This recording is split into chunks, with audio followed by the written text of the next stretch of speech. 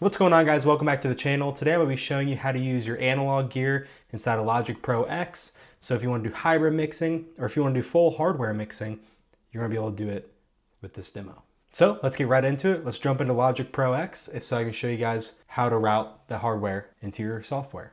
Okay, so now that we're in Logic Pro X, the first thing you want to do is select the track that you want to use, so it pops up right here. So I've selected the track I want to use the hardware gear on. Then I'm going to go to where you insert a plugin or the audio effects area of the channel strip.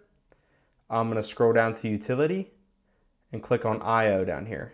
And since I have a stereo track, I only have the option to choose stereo, but if you had a mono, you can do mono or mono to stereo. Okay, now that we have the IO plugin selected, we're going to choose what we want to go out of our audio interface, what input or output we want to use.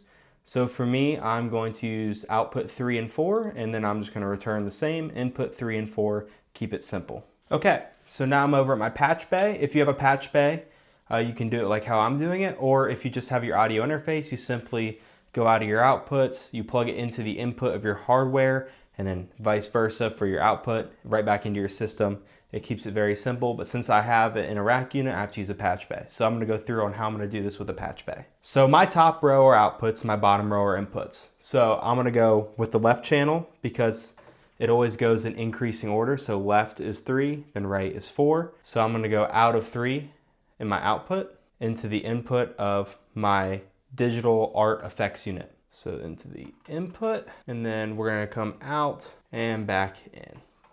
So now I have the left channel patched in, so I'm gonna do the same thing for the right channel. And just like that, we have successfully patched in my art effects unit. Okay, so now that we're back in Logic Pro, I'm gonna press the latency detection, so I'm gonna ping it. You'll hear that little snap or a click, so you don't have any latency whenever you're using the playback feature. So now that we've done that, we can play the track and see if our hardware is affecting it.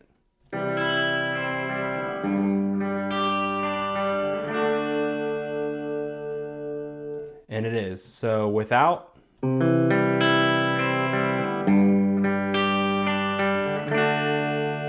okay, and with the hardware.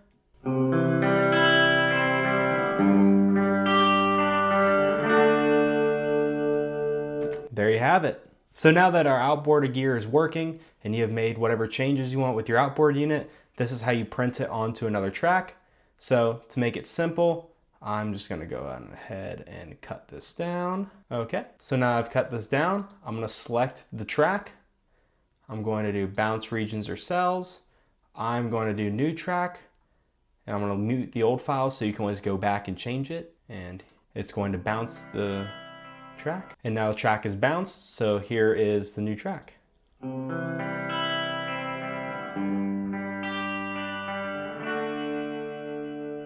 And you still have your old track if you want to go back and make any changes, but that is your new track and your outboard gear is permanently affecting it. I hope this video was useful for you guys, and if it was, please leave a like and don't forget to subscribe for more content like this. Thank you guys so much. I hope you guys have a great rest of your day.